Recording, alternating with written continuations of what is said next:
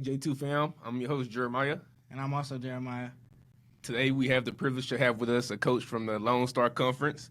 He's the American Football Coaches Association, 35 Under 35 Coaches Leadership Institute, recognizing him as one of the best young coaches in the game of football.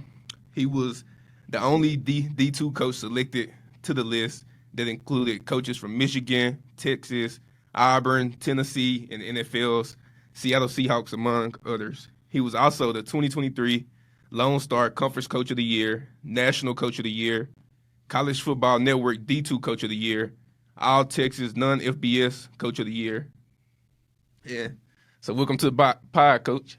I appreciate you guys having me, man. Yes, sir. Thank you for coming on. So first question is, or first thing we want to go over is just like, tell us how you got into coaching. Yeah, I actually went to college to be an accountant. Wanted to be a CPA, was good at numbers and math and money growing up. But once I got to college, I spent about 6 months doing it and absolutely hated it. I played football and baseball growing up. Baseball was kind of my first love. So I couldn't really figure out what to do, but I was at Henderson State and just emailed the head coach there, trying to be a student assistant, get into the game somehow. So did that for 3 years, graduated a year early, and then started my journey at Old Dominion on to Fairmont State and East Central, and then to here. So getting your start at your alma mater, Henderson State, how was that? Just getting your first start, getting your feet wet in the coaching realm. Yeah, I think for me it was a huge thing to start that early. I just turned 19, and there's not many coaches that are 19 able to be running your own position and recruiting at the same level as all the full times and all of that. So, I worked a 40-hour-a-week job on top of school, on top of being a student assistant. But it was definitely rewarding because I got 3 years of experience that a lot of people don't get until after they're done playing. So, didn't have the opportunity to play after high school, but coaching was the best thing I ever did, starting that early. I was fortunate to be with a really good staff and a really good head coach that had been in the game for almost 40 years at the time. So learning from a guy with that much experience and that much winning charisma and career helped me out. Learned a lot from him, and that's been a mentor that I still call to this day for advice. Right. So not playing ball in college, you had a unique structure in like becoming a head coach and things like that. Usually, like you see the head coaches, they have football history and stuff like that. So was it like anything that you had to like adjust to, or like how did you learn the game of football like well enough to where like, okay, I didn't play at this high level, but I'm able to coach at this high level and know certain things like the run game and things like that? Yeah, I think experience and years of experience is the biggest thing because I'm still constantly learning, still constantly adapting. I did play high school football, played quarterback, and I had some opportunities to go play ball, D2, D3, stuff like that, but just didn't do it. But as you learn in this game, every year you get better. Like for me, I was always a pass game guy. Like I can play NCAA football or Madden, and we all know the concepts, right? Because we do that since we were little kids. But pass game's easy. It's the run game and the offensive line movements and terminology that takes time. I mean, it took me 7 or 8 years to really understand offensive line play at the highest level, and I'm still constantly learning stuff.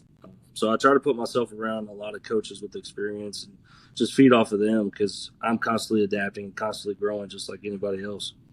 Yeah, that's what my high school head coach told me. He was like, anybody can like get on the board and just draw up some route combos, but like you got to actually know football in order to run the ball.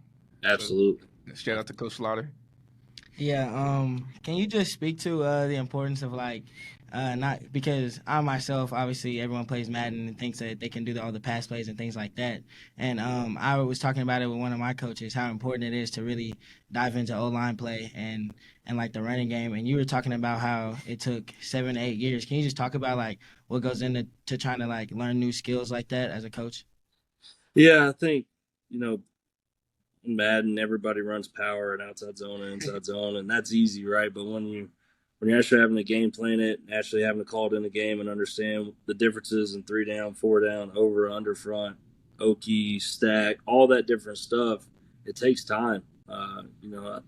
When you play NCAA at 12, 13 years old, You think you know your stuff, and then the only thing you know is you're pushing three buttons to choose a play. That's it. But when you're actually in the heat of the moment, it's completely different. But offensive line play is the key to, I think, the really good offensive coordinators out there, the really good play callers. They know offensive line play just as well as they know anything else, because the offensive line play, obviously you have the run game, but you have the pass protections and all that as well. So you have to truly understand the front to understand how to be a good play caller. Right. So at Fairmount State, you went over there and was the running backs coach and the special teams coordinator. So did that being a running back coach, did they help you like learn more about the run game, and tell us about the experience, and just like now as a head coach, you had the role of a special teams coordinator. How did that shape you into like your head coach terminology? Because we hear all the time like that you have to be good on all three phases, including special teams. Yeah, I think special teams is kind of the first. Yeah, if you're the offensive coordinator or defensive coordinator, you're coaching 60 guys at once, right? I think special teams and head coach are the only two things that you actually have to know everybody on the team, every position on the team, because in all four phases, somebody from a different position group is going to be in that room or in that unit. So you have to be able to know everybody. It helps you, when you're a special teams coordinator, get to know everybody on a deeper level and be able to coach everybody from all different backgrounds. I think the one thing that I enjoy the most out of football is it brings so many people from different places and socioeconomic backgrounds into one family. So you're learning everything you can about from literally people from Washington to Florida and everywhere in between. So I think being a special teams coordinator prepared me to be a head coach in solely the relationships. I was always an offensive guy, so I never really talked to the defensive guys like that. But you get to know the D-line and linebackers and safeties and corners in a different way. And then being a running back coach, I had been a quarterback coach. I had been a receiver coach. I had actually been a running back guy at Henderson State as well. So learning how to deal with those guys, because I hate saying it, but the offensive skill players and DBs are different in the sense of the kind of prima donna mentality. They want the ball in their hands, right? Every running back wants to touch the rock. Every running back wants as many touches as possible. So you're also having to figure out the psyche of that, right? How to get these kids to buy in, even if the game plan is to throw it 50 times that week, right? Because of certain things, you got to get the running back to still keep his head involved and still doing his job no matter what. So you talked about how you got your coaching start at the young age of 19. One of the coaches that we had on here, Coach Dumas, talked about one of his first experience. He had to wipe the floors as a GA. What are some crazy stories that you have that show you like a better appreciation now as a head coach, or something that you had to do as a 19-year-old? Yeah, I think when you're a student assistant anywhere, it's the task that nobody else wants to do. The laundry loops every single night for 3 years. The the vacuuming of carpets, the making coffee, the doing whatever the head coach wants to do or wants to make you do. But I wouldn't take a single moment back. I think all those little things help add up. I think as a head coach, if the rest of your staff sees you doing all the small tasks that nobody else wants to do, like taking out the trash, or when I was at East Central, it's probably the most rewarding time is the head coach there before me, which is another mentor of mine. We literally painted the stadium. We painted walls outside the stadium. We laid rocks for a Hall of Fame hill. We did a lot of dirty tasks to save money because of budget reasons. If they're seeing the head coach and the coordinators do that, your restricted earnings and your GAs are going to work just as hard, right? Because they don't want to make the head coach look like he's working harder than them. So as a student assistant, I work my tail off, but as a head coach, I try to do the same thing. I want people to see that I'm going to work just as hard as anybody.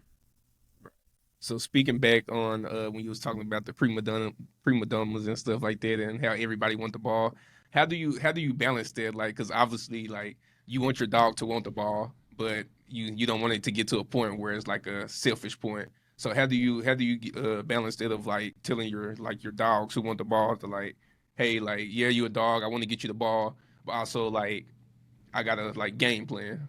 How do you? Yeah, I think this past year was probably the hardest year of that since I've been a play caller, because we had 6 all-conference receivers, but all-conference running back, all-conference tight end.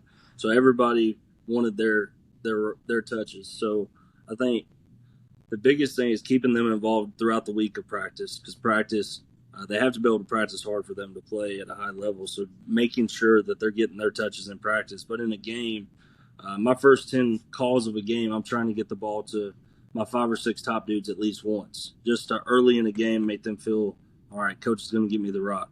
And then they have to know in our offense, we're going to spread it out so much that they're going to get their 5 or 6 touches a game. They got to do something with it. So a big thing that I've also been kind of known for and done in the past is when you make a big play, I'm coming right back to you next play. I'm not going to wait around. If you get say we're on the 50-yard line and you get a 45-yard pass down to the 5, I'm not going to run the ball. I'm going to throw it right back to you and let you finish what you started. So those guys know I'm going to come right back to them if they make big plays. So they gotta get theirs when they get theirs. You talked about how if a player gets a big play, you're going right back to him, and that obviously sounds like something that I would do in Madden as well. But you starting out as a young guy and not playing football in college, do you think that gives you a different perspective on things, whereas other coaches may like try a more traditional route? Maybe you're more of an unorthodox coaching style? Yeah, I think the biggest thing for me is I'm more of a statistical guy. Being an accounting major going into college, I always looked at numbers and always looked at the stats of things a little bit deeper. So I'm always doing self scouts every single week, seeing how I can trick a DC, because they're going to look at the same stuff I'm looking at, right? So seeing what he sees and then trying to flip things every 3 or 4 weeks to make them second guess what I'm trying to do. I think not playing, the only thing benefit as far as that goes is I had 3 extra years of coaching experience rather than playing experience. And I think any player will tell you that starts coaching right after they're playing. Like my offensive coordinator was my quarterback for 5 years and then became our quarterback coach. He learned so much ball in that first year of being a coach compared to being a player. You're going so much more in depth. You're spending 40 hours a week plus doing football. So I think having 3 years more of experience than most people greatly benefited me more than the sense of seeing it in a different light. Right. So going to East Central, where you went there in 2018, and you was the special teams coordinator and the quarterbacks coach, and before getting promoted to offensive coordinator in 2020, speak on the experience and how was that and how they helped you. Yeah, East Central is a special place. The people there, it's only a town of 16,000 people, but all 16,000 support the local university and all 16,000 cherish that football team. So we took over a program that had won 3 games in 2 years. In the first 2 years, we only won 3 games both years. But then COVID happened, and it was the best thing that happened to us because we started 17 true freshmen in 2019, and then COVID hit. So all of those freshmen basically got their actual redshirt year to grow and develop. So year 3, which was 2021, we went 7-4 and had the best season in 10 years. And then 22 wound up having the best season in 30 years. That was my first year as a head coach, but we had a really special staff, and a lot of those guys are with me now here. So when you have a special staff with a lot of experience, we were able to turn a program that's not used to winning in the last 30 years into a winning culture again. So that was always special, and to do it with, today's game, it's all about facilities, it's all about money and resources and all that. We didn't have that at East Central. All we had was the culture that Coach Al Johnson, the head coach before me, built, and I carried on. Of course, made it a little bit more of mine, but it still was the same family values that we had before.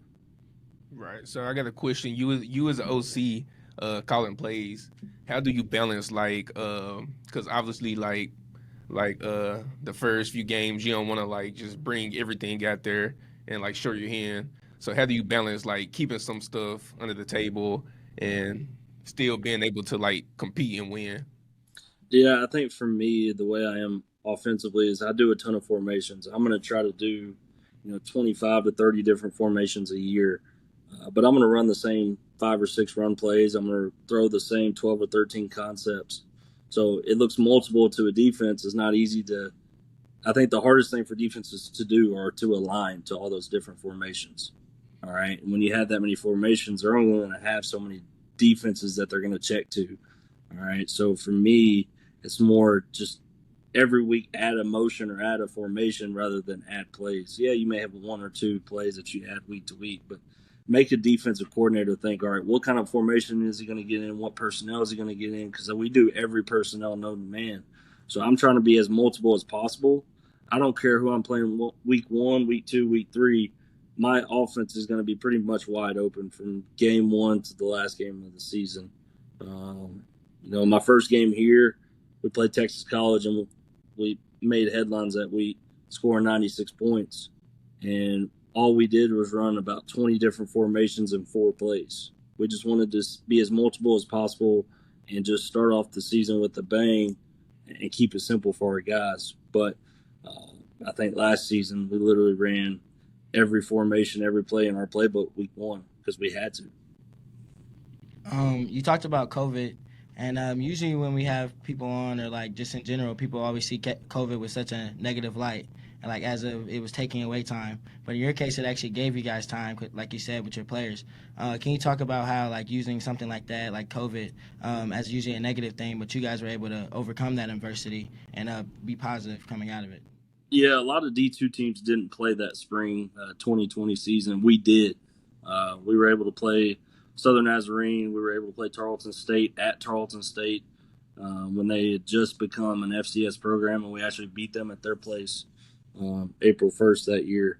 But I think, again, our program was a little bit different because not many people are going to start 17 true freshmen, right? And then COVID happens, and you get a built-in red shirt, and that's how we approached it, was a built-in red shirt.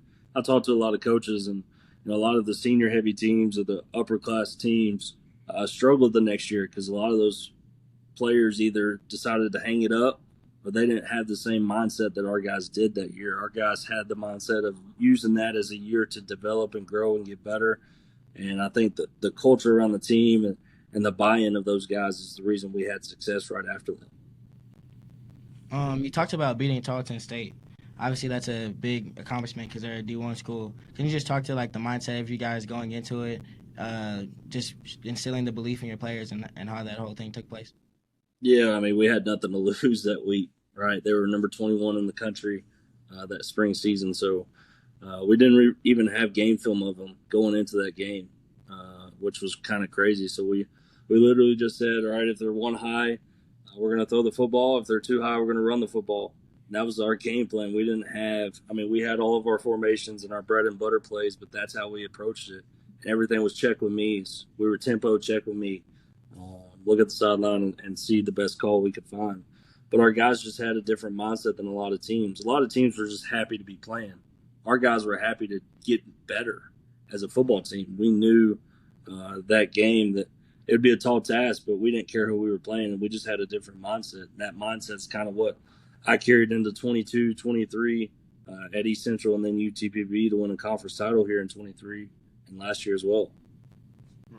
So throughout the coaching spectrum, like in college and the NFL, you starting to see like athletic directors, general managers, and things like this sign young head coaches, including yourself. How important is that to bring in like a young guy to come in and get the guys together? Yeah, I was fortunate. I was 26 when I got the head job at East Central, or promoted from interim to head coach there, and then also here. It takes a special athletic director and president to see the vision of hiring somebody that young. I don't know if I'm still the youngest head coach. I'm pretty sure I am, but not many people want to hire a young guy. They don't trust that. Maybe the on the field stuff's good, but it's the administrative and the donor duties that you have as a head coach that a lot of people don't think a 26-year-old can handle. I think what people described me as 3 years ago was I was an old soul. Right, I had started coaching at 19 years old and had a ton of experience, 7 years of experience already. So I saw things differently. I was more mature than most 26-year-olds, and I had to prove that throughout the interview process. But you're seeing it more and more now. Programs hiring the young coaches because we relate to the guys so much better. I just graduated college 8 years ago, and most of my staff is in the same boat. And I think a lot of programs out there are seeing the value of young men value that relationship and the relatability of having a young coach rather than having an older guy that they're not as comfortable going to talk to. the mental health side of things has changed tremendously since COVID. All right. So everybody's psyche is a little bit different. The way they handle things and the way they see things on a daily basis is just different over the last 5 years. And I think being able to relate and having the youth that our staff does and I have just helps those guys feel free to come talk to us at any time. For sure. You talked about how you were interim head coach first and then were able to win the head coaching job.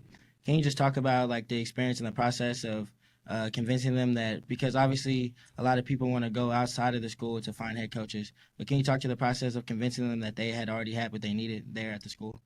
Yeah, I think a lot of this game and a lot of opportunities are all about A, luck and timing. B, so we were fortunate, or I was fortunate that the head coach had gotten a job at Wisconsin in March of that year. So it wasn't really good timing for East Central to go find a new head coach. So they named me interim throughout that year, and I had to earn the job. I knew how many wins I needed to get that year to keep the job. I was told by the president, who was awesome because he was very transparent throughout everything, what he was looking for and what I needed to accomplish. And then we opened the season with the top 10 team, Harding University, and we hung with them, but we didn't finish it off offensively in the second half like we should have. And then the next week we go get beat by a team we hadn't lost to in 5 years. So I started out my head coaching career 0-2. And, you feel the pressure. I was hearing the talk about, oh, this guy's a one and done. This guy's getting fired. This guy's going to get replaced. And we went on a roll. We won 6 straight after that. Faced Washita, who's top 5 in the country, and was at their place and lost in the last minute of the game. We finished the season strong. We beat our rivals, and then we make a bowl game and win the bowl game and won 9 games for the first time in 30 years there. So it was rewarding, but it was probably the most stressful year of my life because your career life is hanging in the balance every single day. You have no idea if you're going to get the job or not. All you get to do is work your tail off and show up to work and find a way to win a game. We won enough games for me to keep that job. And then literally, just 2 months after they promoted me to full-time head coach, this opportunity came calling. And I didn't want to take this job. I wanted to stay at East Central for a long time and continue to build what we had. But this place was too special to turn down once I got here. Right. Yeah, it's in Texas. Shout out to Texas. But you said you started off your head coaching career 0-2. Like how important is it to keep the things that you believe? Because a lot of times I feel like coaches can kind of like go through some adversity and kind of like switch up like what they believe and like, man, we gotta do this week. Like man, like they get to panicking. Like how is it important to like stay calm and stay true to yourself, and how does family play an aspect in it? Yeah, well, I think for me, family's everything to me. It's our hashtag on all social media. My son is always at the office. My daughter was born a month ago, so family's everything to me. And I think when times get tough, you got to lean on family first and foremost. My wife has been my rock throughout my whole career. She's been amazing, and she understands football and what this game is. Like when I tell her I'm going to be doing a podcast late at night, she doesn't bat an eye. It's just part of it, right? So she's been awesome, but going through what we've gone through and starting 0-2, I think for me, I just leaned more on my staff than I did before that. I trusted my staff, and I still just let our guys coach. They get paid to do something just like me, right? So I'm going to trust them to do their job. I'm going to trust the process to take care of itself. That year we started 0-2, and the pressure built up, but we didn't change what we were doing. We just we had a come to Jesus meeting kind of after that second game when we started 0-2 as a team, and I sat in front of the room and I expressed my faults through those first 2 games as a head coach, and we sat there for literally hours and talked it over as a team. And after that moment, we just joined together even closer. The brotherhood got even closer, and we just rattled off win after win after win. And we've kind of approached the same 1-0 mindset ever since that day. And that's factored into a lot of our success. Yeah, I want to say real quick, shout out to Mrs. McCullough for letting you do this podcast late night. We appreciate it. Absolutely. So you talked about how you guys had that moment What was the feeling like reflecting on the season, knowing that you were actually able to win the coaching job? What was that moment like when you realized that you had won it? Yeah, so we started 0-2, and obviously all the voices started popping and chattering on social media and in the town, and that's just part of coaching. You hear it, you see it.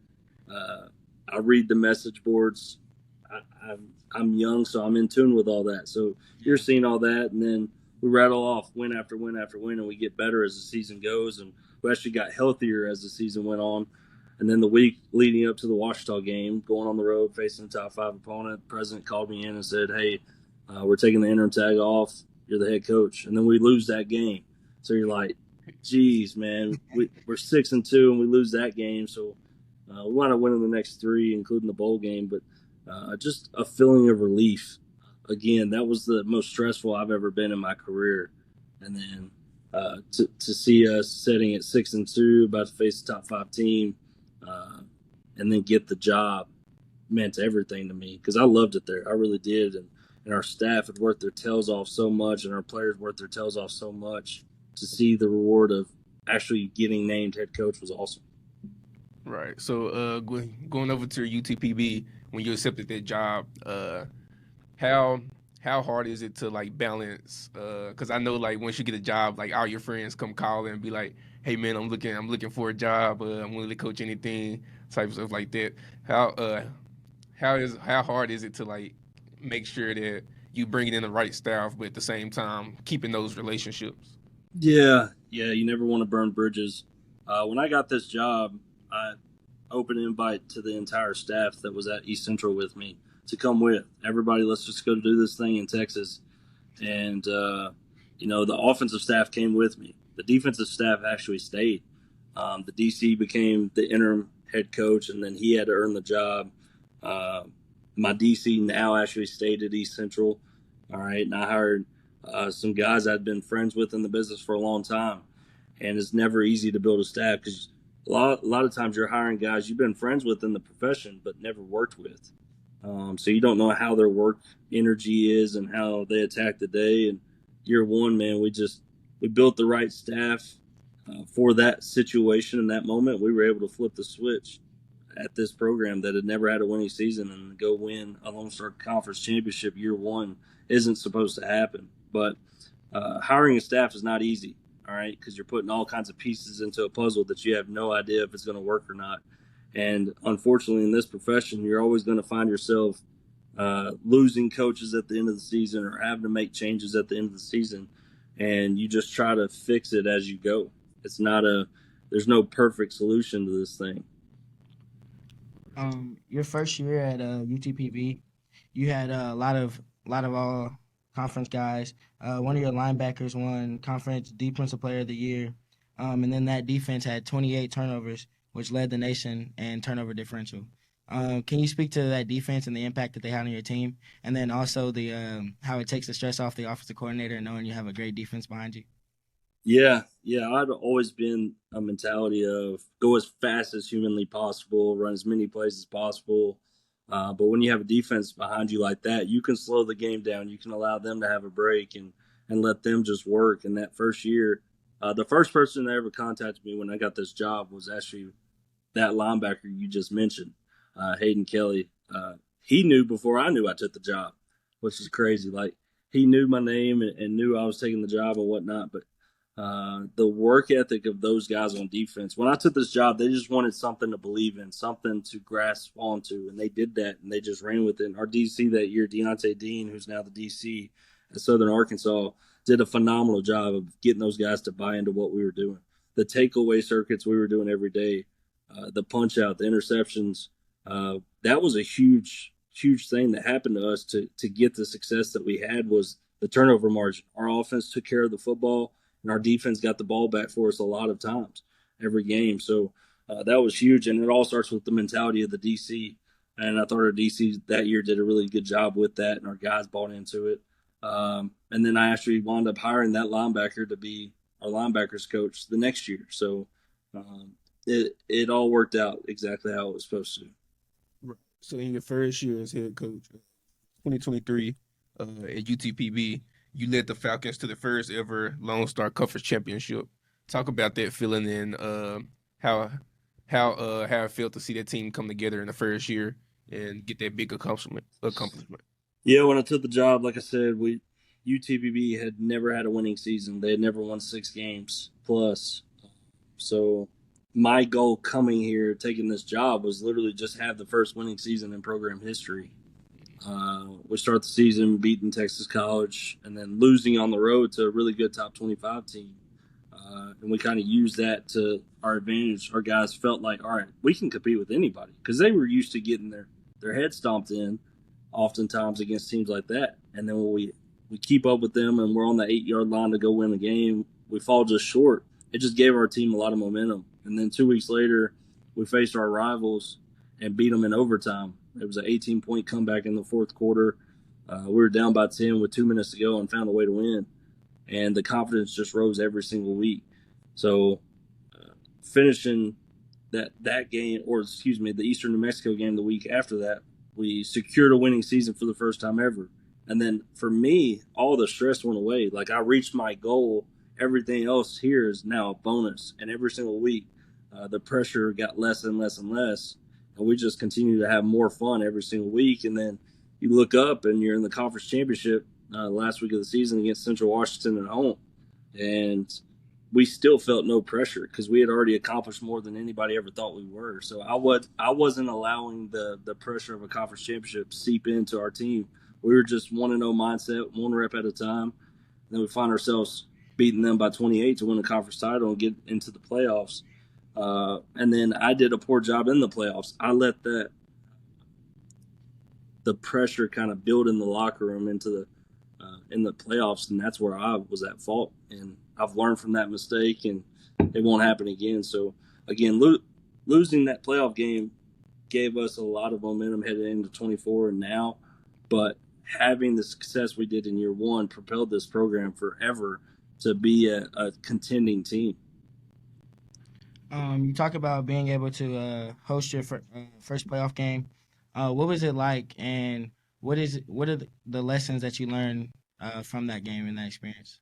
Yeah, again, just the pressure that I let seep into the locker room, right? We had just won a conference title, and we celebrated a lot that night after the conference title. Had the time of my life with the kiddos, but then you reset and you're going into a playoff game that we're not used to. Hosting a playoff game, we're not used to that. And our guys and myself, I let that pressure seep in, and we just didn't prepare the right way. I didn't prepare the guys the right way. And I learned how next time I get the chance at the playoffs, I'm definitely going to take advantage of it and know what to do. So, yeah, I learned a lot from that experience.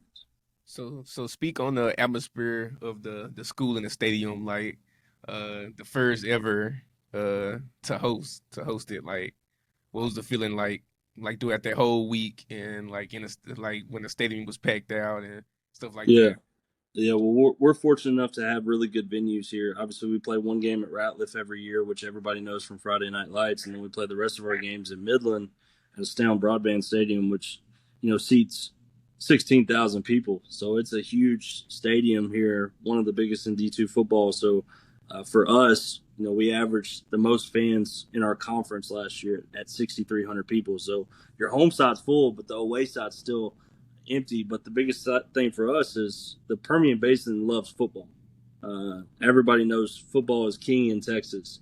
Well, in West Texas, it's even more prevalent that football is everything. So getting to host a playoff game that had never been done here was awesome. The environment was great. The town was great. Everybody buys into winners. I hate saying that, but everybody wants to support winners. So winning a conference title and getting to host playoffs, everybody's energy just rose every single week. So your first year with UTPB, you guys had a 10-0 record, which was obviously you guys' best in program history. Then you had 8-0 record in conference, which was the best, and then another first in program history. And you're also named Lone Star Conference Coach of the Year, College Football Network D2 Coach of the Year, All Texas 9 FBS Coach of the Year. What was it like to receive all these accolades in your first year of coaching? And what did you do to make sure you didn't lose your hunger and drive and carried this and not only got comfortable, but make sure you carry this momentum into the next season? Yeah, I think all those accolades are awesome and great stuff you'll remember forever, right? But for me, the reason we got those was we had the number one transfer portal in the class in that year, and our coaches worked their tails off to get that number one transfer portal class. And then we had 22 all conference guys. So you have success because your players are having success. I mean, coaches, yeah, I still have to call the plays, but at the end of the day, you can call the worst play possible and one guy make a play, and it doesn't matter. All right, so players are the reason all these accolades happen and success happens. So we had really good football players that year, and we took advantage of that. Now, I'll say this, and I'll be the first to say it. I allowed complacency to set in last year. I allowed the success that we had in 23 to get to us in 24. I don't think we worked as hard. I didn't set the standard as high. And when I say that, the standard was high in the same sense of 2023, but now we had the target on our backs. It's completely different when the target's on your back, so you have to work that much harder because everybody's gunning for you. I did a poor job of letting that seep in our program, and I thought this offseason, 2025 spring, we worked harder than we ever have since I've been here, so I'm proud of that. But I'm the reason we only won 7 games, and to a lot of people, 7 games is good. 7 games in a postseason berth is good, but to me, that's not the standard we set. So I allowed us to take a dip, and our players and our leaders on this current team allowed us to have a really good offseason going into the summer. Right. So also, which not on the stat sheet, which also leads to like playing at that high level is the off the field things such as like grades and stuff like that. And that year, y'all had 50 students who earned the 3.0 GPA. So speak on how important that is to also do the off the field things. Yeah, and that's one thing I've been proud of. Ever since I've gotten here, our team GPAs rose every single semester since I've been here.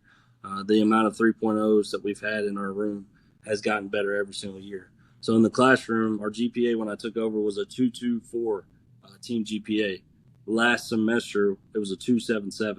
So we're constantly growing and constantly getting better, which this year, so far through the first 8 weeks, we had a 3.1 GPA as a team. So hopefully it stays over the 3.0. And then the other thing is community service. I'm big on that. We just passed 1,500 hours just this semester alone. All right. So we take giving back to the people that give so much to us very serious. So I think if you're champions in the classroom, champions in the community, champions in all walks of life, not just on the football field, you're creating young men of the future that are, 20 years from now, somebody that's playing football is probably going to be a president. All right. Because they're learning so many values playing college football. It's our job as coaches to train these young men and prepare them for battle. You talk about how it's just important as the football field as what you are in the community and in the classroom. These are obviously great morals and values that you're instilling in your players. Who's had an influence in your life that's shaped you the way you are with your morals and your values? Yeah, well, my mom, I was always a mama's boy. My mom took care of us. My biological dad wasn't in the picture. Mom was everything to us. My grandfather was my biggest mentor until he passed away. And then for me, a lot of times I had negative influence and negative mentors to me. I learned what not to do, how not to act. I had so much negativity through junior high, high school, into college. I learned what not to do and how not to treat people more than I did how to treat people. My stepfather, who I call dad, was a big influence for me growing up of how to be a man and how to take care of things. But there's some coaches out there that I've had in the past that were not great influences. And I always told myself, I'll never be like that guy, or I'll never be like that coach, or I will be like that coach. So I think there's positive and negatives you take away from a lot of coaches out there. Right. So I mentor kids back home, and every single interview we do with a coach, like somehow it leads back to like the crowd that you're around, the influences you have around you. So speak on that, how important it is to have those good influences around you and mentors and things like that. Yeah. So in family, the letter I stands for inspire. I think throughout life, whether you're 5 years old or 50 years old, somebody's inspiring you to act the way you do. Somebody's inspiring you or inspired you to be who you are today. And that could be positive inspiration. It could be negative inspiration, like I just talked about. But constantly, the eyes are on you, and that's what I try to tell our guys when we're doing community service and at these elementary schools. Is these kids are looking up to you every second that you're in their presence. I want you to have positive influences on them that they'll take away for years and years. I think that the youth of America today needs so much positive influence because all they see is social media negatives all the time. And it's crazy how young these kids are getting phones now and getting Twitter and TikToks, and they're looking at all this craziness going on in the world.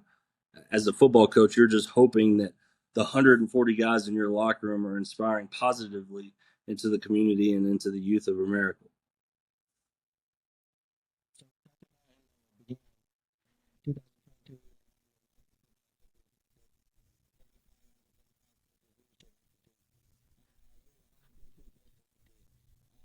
Included coaches from Michigan, team the Seahawks. What was it like to have your name amongst all these great coaches in the industry?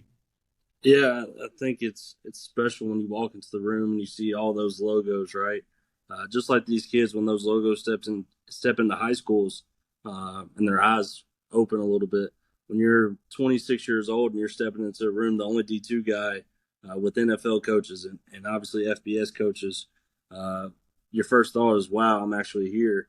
All right. But once you get into it, everybody's coaching the same football. It's the same field, dimensions. The only difference is you may have 6,000 people or 100,000 people watching the game. You may be getting paid $10 million or you're getting paid $100,000. That's the only difference is really football is football at the end of the day. So I quickly realized that everybody's the same and we're all living the same type of life, just in different spots.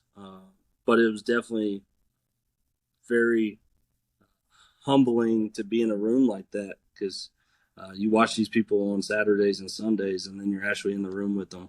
But this profession, there's so many coaches out there that have started D2 or started D3 or NAIA and worked their way up to the highest level possible. So you're always setting goals, but you're always trying to build networks. And it doesn't matter where a coach is, you can learn from anybody. I promise you there's high school coaches out there that are so much better than me. It's not even close. And I'm sure there's high school coaches out there better than NFL coaches. I don't think it matters what level you're at. You're just constantly having to grow and develop every single day. And if you have that mindset to always learn something, you're going to have success in this profession. You talk about getting better, and you also mentioned that when you said your players played the Tarleton State game, that they just looked at it as an opportunity to get better. How are you able to just reinforce in your players that it's all about just getting better every day and stacking days, especially with you coming into programs that haven't been winning as much and being able to promote wins and get wins for them? How important is it just to instill in your players that it's all about getting better and stacking days? Yeah, I think it's our job as coaches to recruit talent, but it's also our jobs as coaches to develop that talent and to get that talent to believe in one another at a different level than they ever believed in themselves. So we have what we talk about, want to know brotherhood. All right, we want to build a brotherhood of selflessness. Right, we don't want to talk about our accolades or what we've done. All we want to do is find a way to get better. And if we're going 1-0, and the brothers beside us are going 1-0, then we have a shot to win a lot of football games. But if we're focused on just our accolades and doing stuff for us, you're not going to go 1-0. Yeah, personally, in your mind, you're going 1-0, but you're not helping the team out. So for us, every single practice, I just ask the team, did you go 1-0? Did you do something today to get better personally and as a team? And everybody knows what's right and wrong, right? So at the end of that huddle, everybody can think in their mind, okay, I had a really good day, I went 1-0. Or I had a very bad day and I did not go 1-0. So I ask that every single practice, and our guys, I hope when they get back to their dorms or apartments, are asking the same questions. Right. So I'm real big on celebrating yourself and your wins and stuff like that. I know you still kind of in the midst of your career and still like getting better and things like that, so you're not comfortable. But has it settled in yet? Like how young you are, like 26 with a head coach job, like I already have a conference championship and just things like this. Like has it settled in yet? No, I think you enjoy the moments. I think the one thing I wish I could change about myself is my mentality. I don't enjoy the wins like I should. You work so hard every week just to get a win, right? We're working 100 hours a week just for those 3 hours on Saturday. to get the results we want. And sadly, I'm a guy who once you win, it's next game. Like I always have a next game mentality. Like I remember a few weeks ago, I was watching a podcast LeBron had done, and everybody always gives him crap about when he steps off the court before a game's over. I know we've all seen LeBron leaving the court, even if he won or lost, he's leaving the court early because he's going to prepare for the next game. I have that same mentality. Like we won a conference championship, and I celebrated for a little bit, but I was already on to the next game as soon as possible, right? Whether I win or I lose, I'm so quickly on to the next. Like before I get on the bus to go home, I'm already thinking about the next week or the next opponent or how to prepare our guys to get ready for battle. So I don't celebrate success as much as I probably should because this game is very hard to win games. I don't celebrate it enough. And my wife gives me crap about that all the time. Like I'll come home after a big win and I'm already thinking about the next game. And she's like, hey, it's 9 p.m. You can enjoy this for a couple hours, but I'm so set on trying to have success and trying to win games that it's just next game mentality for me. Right. So speak on how do you balance like making sure you spend enough time with your family and then also make sure you spend enough time like preparing for a game. Speak on how you balance that. Yeah. I do a shitty job, to be honest with you.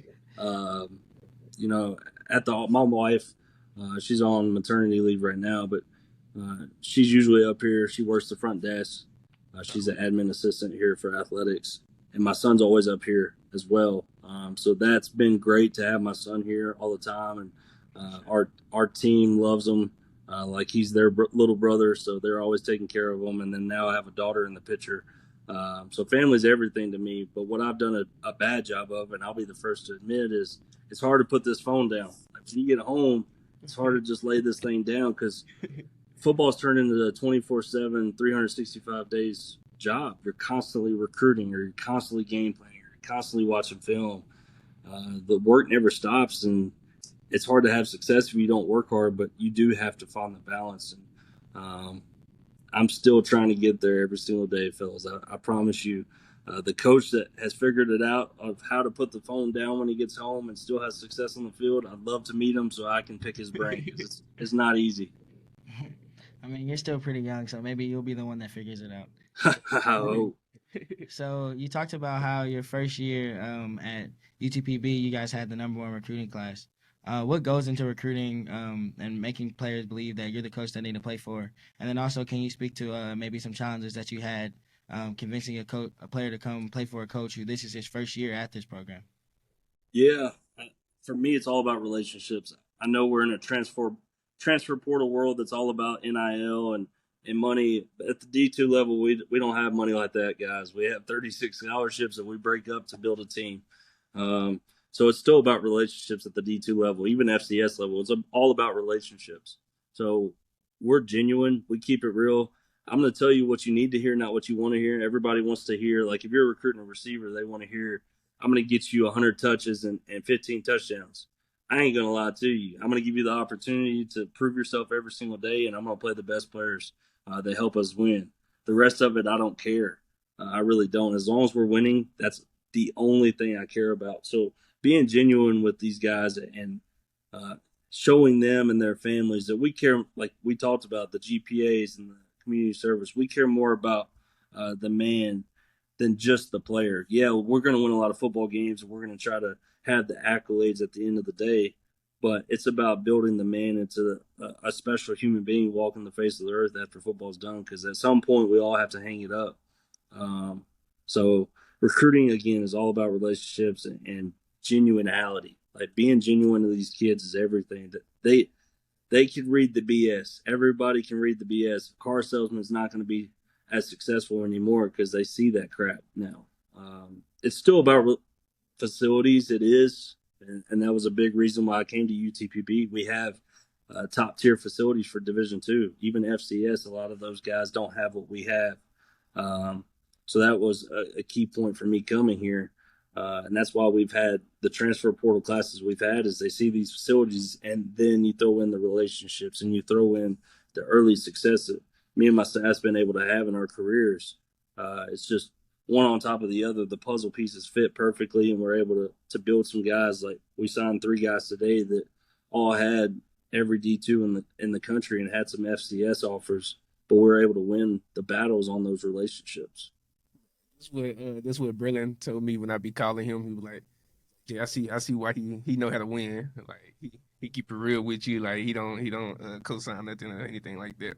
Yeah. But speaking on the transfer portal, got a couple names from this year who y'all brought in this spring.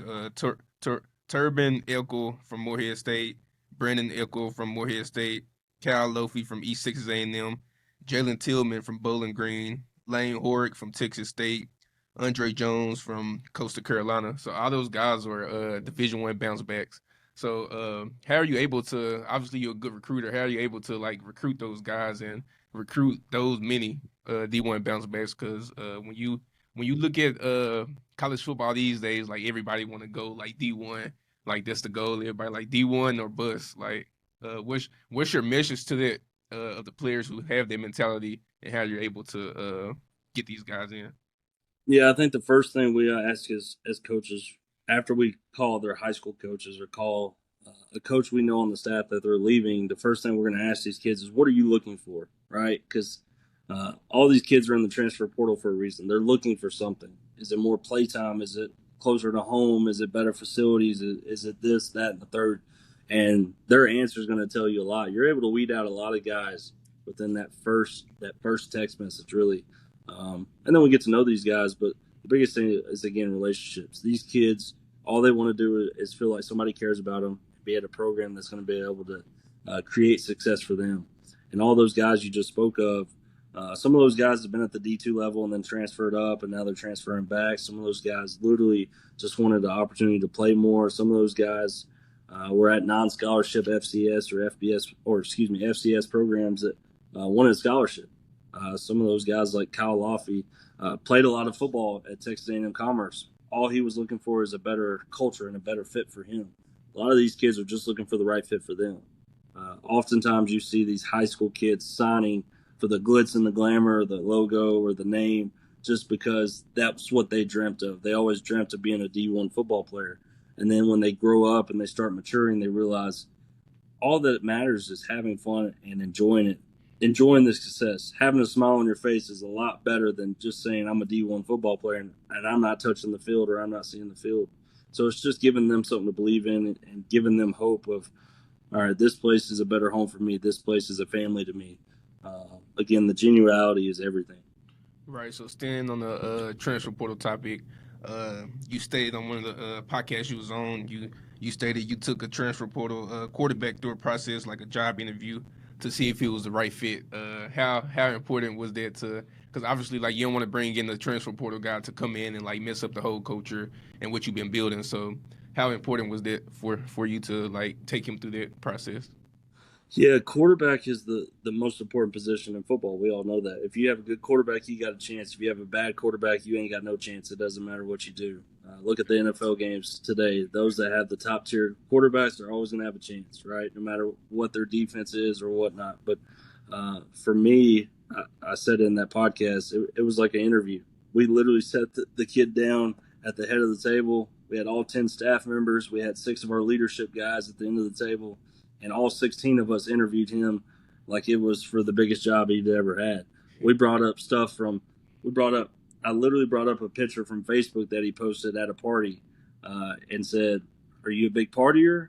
Do you care about football or you care about parties? Like, who are we getting? Yeah, I want you to have fun in college, be a college student, but at the end of the day, I'm about winning. I care about winning. So what do you care about? And we brought up everything we could think of.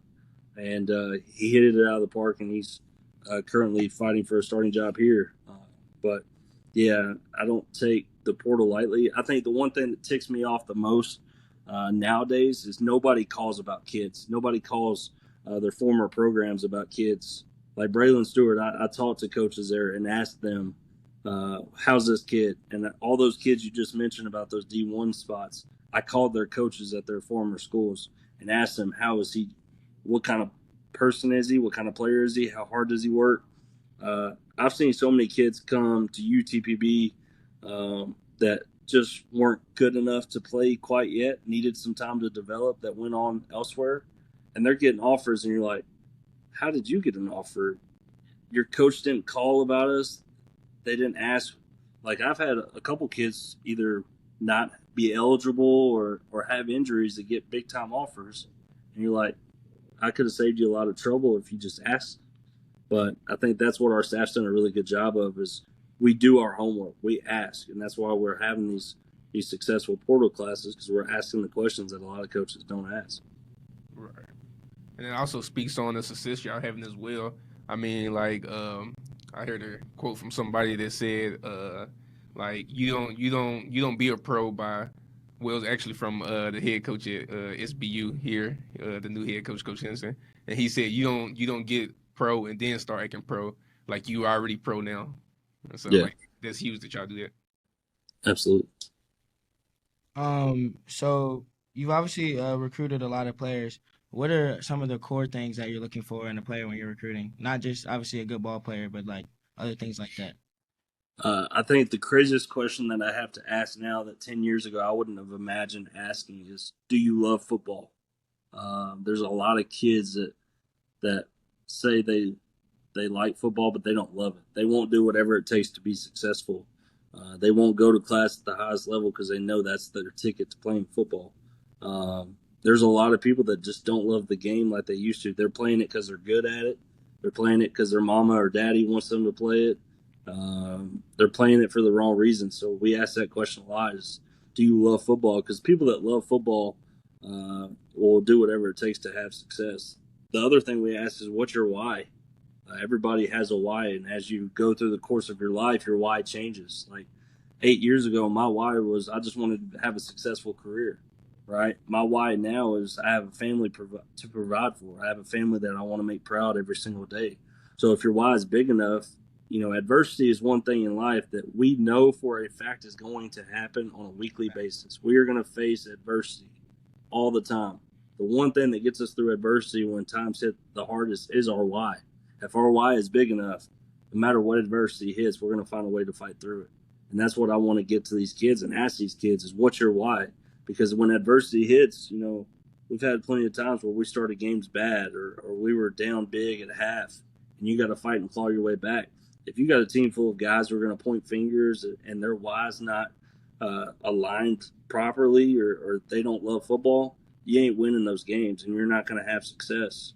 When that happens, it's easy to be a front runner when things are going good and you're clicking on all cylinders early in the game. It's easy to win those games, but those games where you start off slow or you start off hot and then fizzle out, it's not easy to win those games unless you have good culture and guys that buy into what you're preaching. So we got to find guys that fit our program first and foremost. So we're asking those questions to figure out, do they love football, what's their why, and then we try to see if they align with what we want. For sure. You also talked about how the elite transfer portal guys are getting. How do you balance looking for guys in the transfer portal and also getting high school seniors? I think it's got to be 50-50. I think the right coaches are able to bring in high school talent and develop them over the course of 3-4 years. And then they're also bringing in transfers to be there for 1 or 2 years. And the biggest thing is making sure you're winning the locker room. If the locker room is buying into the culture, no matter where they're from or how many years they have left, you got a shot. The problem I've seen over the past is some portal guys don't work out because they think they're their man, that they're everything, right? And that they only have 1 year and this is their senior year and all they care about is their touches. Those guys are cancers, and you can't have that. So we're constantly preaching our culture into these guys, no matter if they're transfers or high school guys. I think what we've done a really good job of is here we had a ton of injuries last year. By week 5, we had 6 starters out.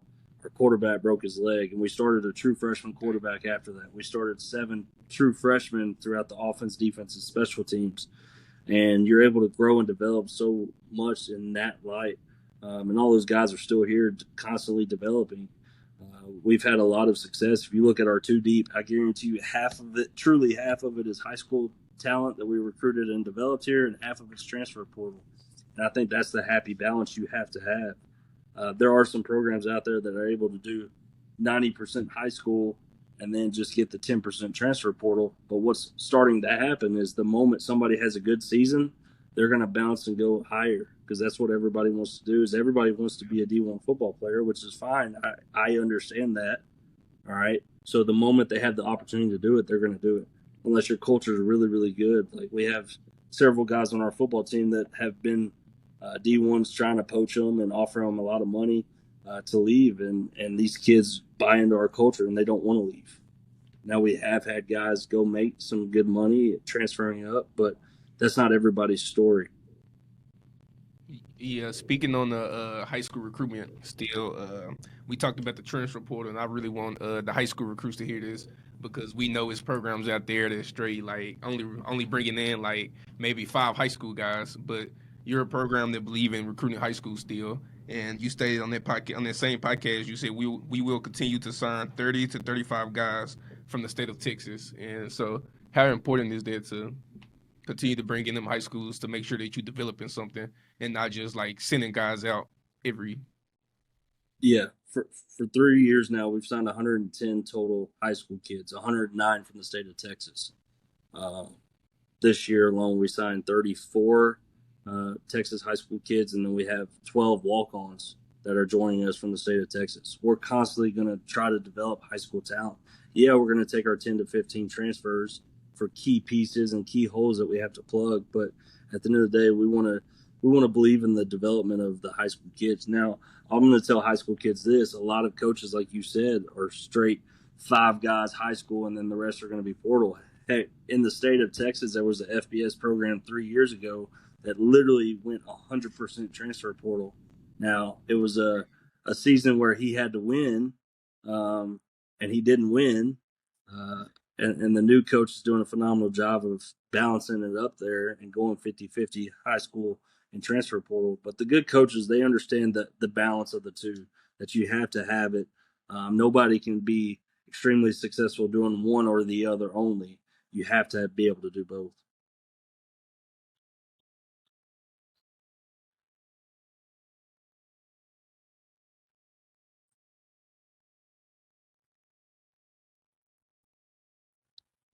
Absolutely.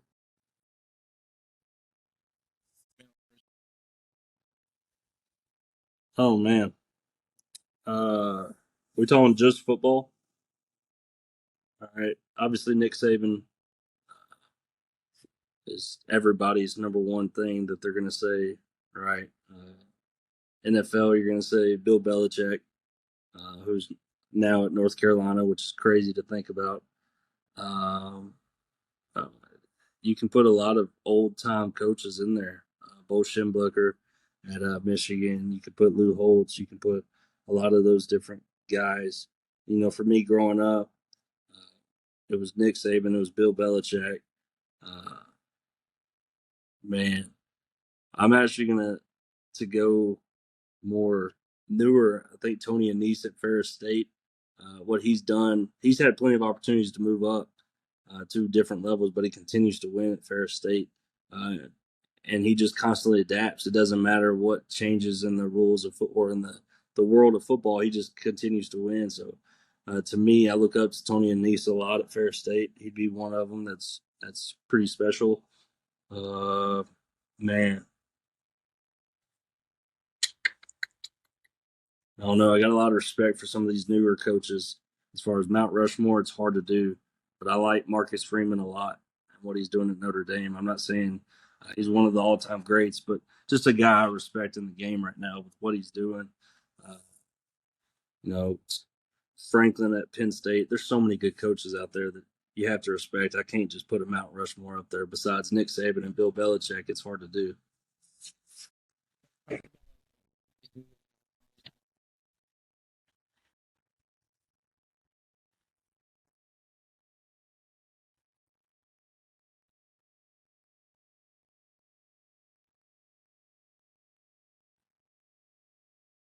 I love that question. So, hanging in our locker room is the performance pathway. We actually stole it from Grand Valley State, and I'm sure they stole it from somebody, and then they stole it from somebody. But the first word on it is culture. All right, or excuse me, leaders. It's leaders, culture, behavior, results. So leaders develop the culture, right? The head coach instills the culture. Your leadership council instills the culture. Your culture drives your behavior, how you act on a daily basis. how you respond to things, how you do things outside of football. If your culture is good, your behavior is going to be good. And then behavior produces results. I think the way you approach every single day, the way you attack every single day produces the results you're looking for. And I hate saying it, but as leaders, we're constantly evaluated on our results. So the performance pathway is a constant circular thing that happens every single year. Again, leaders create the culture, culture drives the behavior, behavior produces results, and then those results are ultimately what we judge leaders off of. Bad leaders are judged off their wins or losses. Nobody cares what if they had a 4.0 team GPA and they didn't win a game, they aren't good leaders. Let's just be honest, right? That's just how the world works. We're a win-loss world.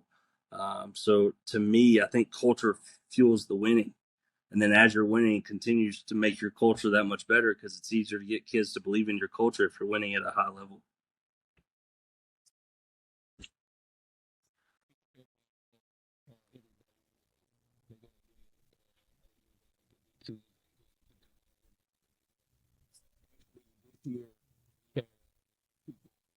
Two level that went to. So speak on that and just how you're able to also make it to the league from the D2 level. Yeah, I was fortunate enough to, when I was at East Central my first year, we had a receiver, Trinity Benson. Went to the Lions, was with the Lions, with the Broncos, back to the Lions. The year before we got there was David Moore from East Central, who's still playing right now. I believe he's with the Carolina Panthers. So I've seen personally guys go to the league from D2. You know, for me, it doesn't necessarily matter what level you're at. The scouts are going to find you, right? Like, it does not matter if you're playing at Alabama or you're playing at UT Permian Basin. If you're good enough, the same scouts are going to come here. All 32 scouts come here. All 32 scouts email us asking for a list of guys. You know, this is a crazy world where I have a defensive end who I love very dearly that has been with me for 2 years, and he's got one more year left, and he's transferring to Arkansas. Arkansas is paying him a bag to transfer there and play SEC ball, and I wish him nothing but the best, and I'm happy for him and his family because he has a little 8-month-old son who's going to be a guy recruited in 18 years for sure. But it's good for these guys to have the ability to transfer up and make the money that they're making. But it doesn't matter anymore if these guys are transferring up just for more looks at the NFL.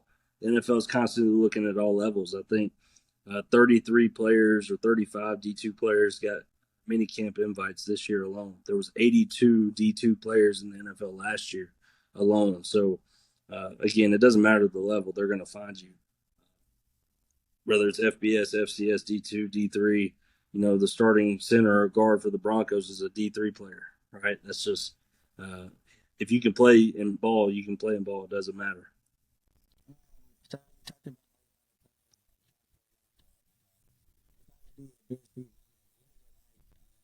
Sending a player up to a Yeah, I think the biggest thing you have to deal with right now is the poaching, the calling and texting illegally. A lot of teams have, right? Like your roster is constantly being picked through at the Division I level, and unfortunately, that's just part of it. And that's what, if you call a D1 coach out on it, that's what they're going to say is everybody's doing it. We just got to deal with it. So we do. You just have to deal with it. Like I read the DMs that my linebacker gets on a daily basis for teams wanting him. Like, it's just part of it. So you said it, it's bittersweet. Like, you're happy for these kids to get paid at a level that 3 years ago wasn't the case. Like, they're getting paid for their work, and that's awesome. But at the same time, you would love to. You obviously selfishly want to keep these guys, right? But if your culture is good enough, right, good talent's still going to stay. You know, for us, every year we've had one guy go to the next level as far as FBS or FCS. That's just part of it. But we had 15 starters returning this year, guys that still believe in our culture and believe in our program that want to play football here. So if you have 12 plus starters back year to year, you're doing a really good job setting a culture that people want to be a part of. So I'm proud of where we are right now, what our coaches have done to build those relationships to keep these kids here. Yeah, so you obviously touched on it a little bit. The flip side of that is not sending players on, but having players that want to come back.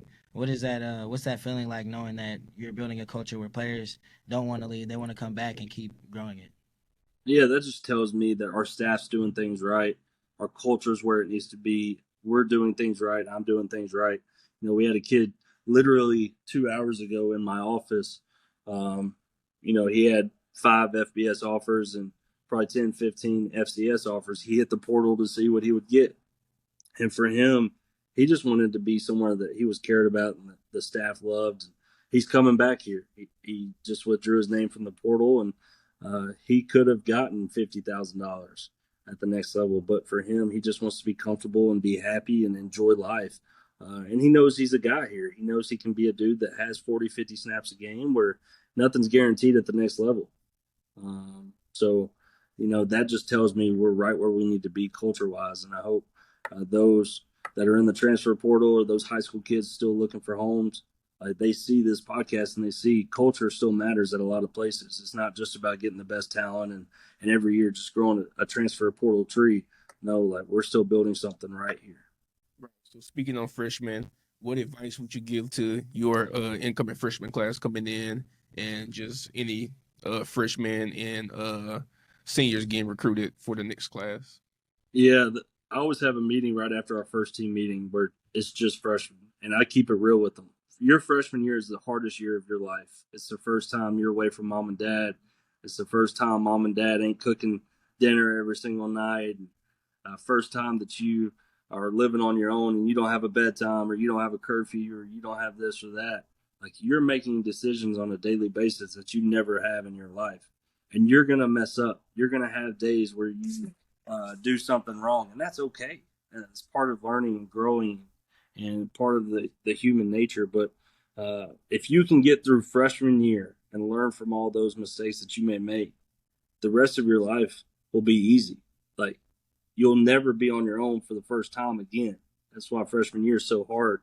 And a lot of people don't make it. I hate saying it, right? If you bring in 35 freshmen, by year 2, you're probably only going to have 20 or 25. By year 3, you may have 15 or 20.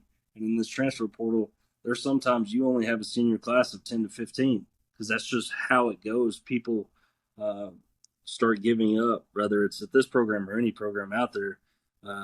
You either fall in love with the game more, you fall out of love with the game, you realize you didn't love the game, all right, or you just don't like class. There's a lot of kids like that, but freshman year is the toughest year of your life. If you can make it through freshman year, you're going to be okay, is my biggest advice to those guys. And then guys that say class of 2026, my advice to you is this process is not easy. This process is emotional and taxing on the mind, and that's okay because eventually there's going to be a school that the light just flickers, and that's home.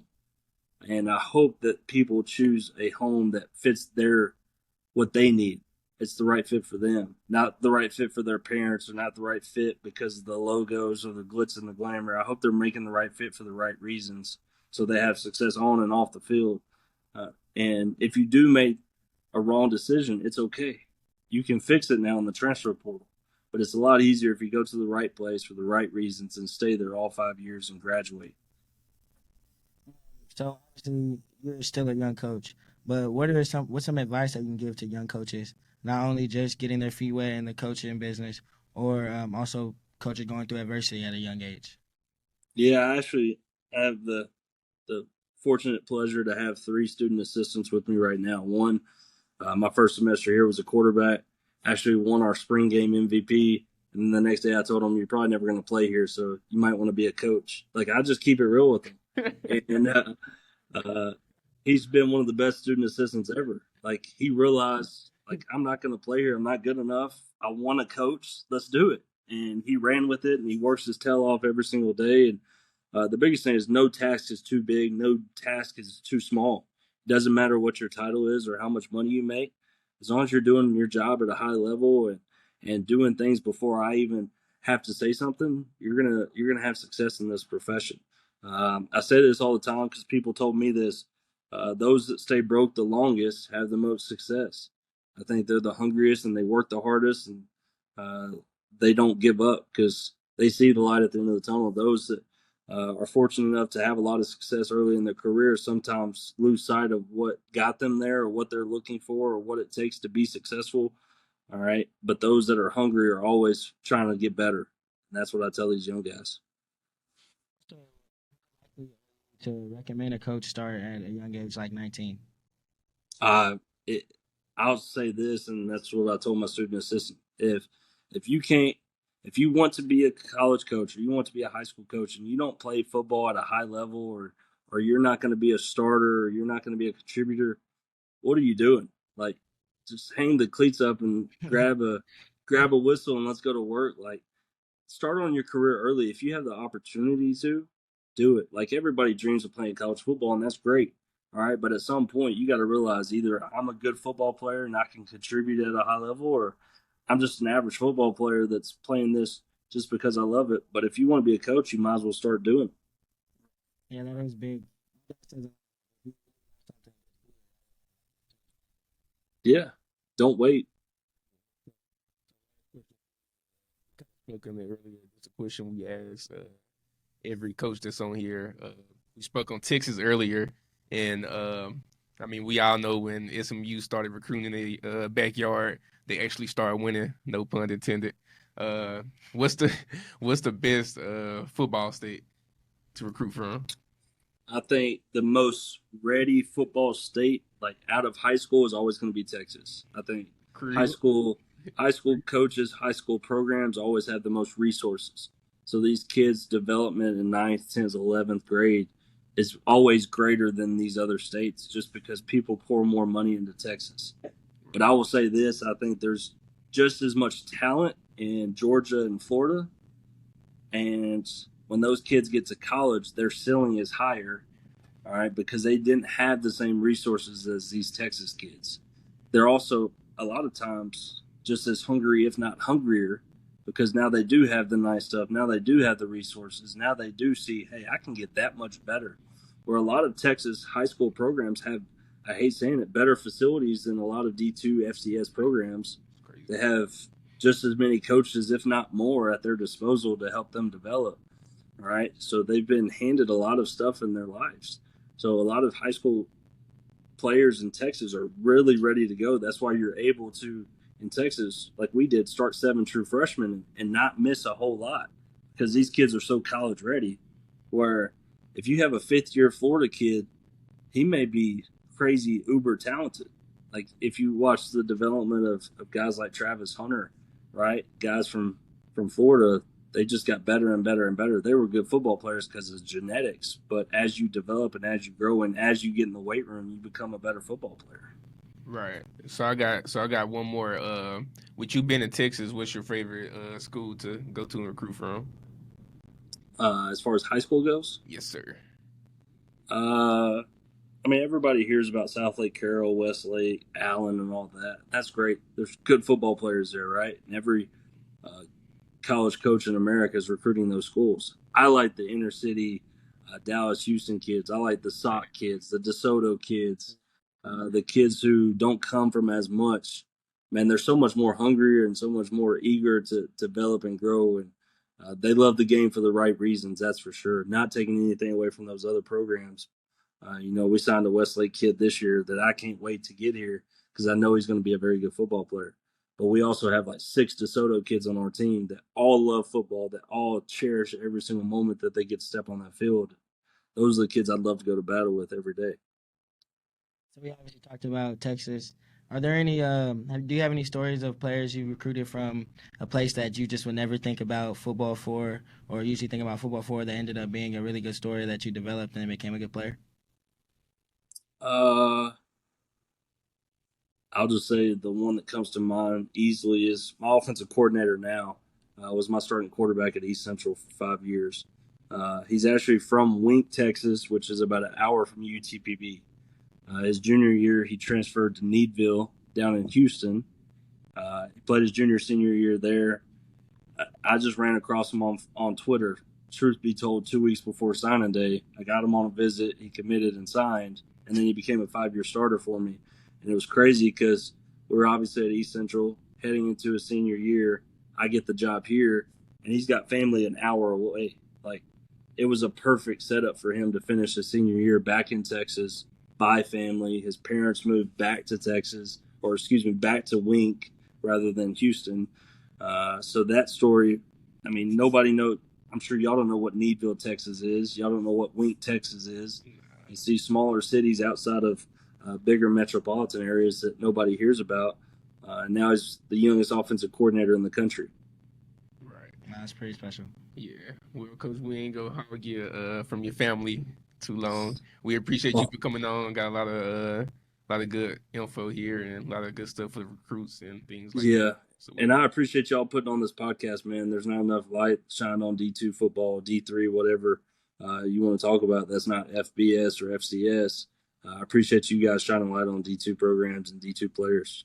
Yeah, appreciate that a lot. That means a lot for sure. Yes, thank you for your time. And you guys obviously remember to like and subscribe and then turn on the bell for notifications. Absolutely.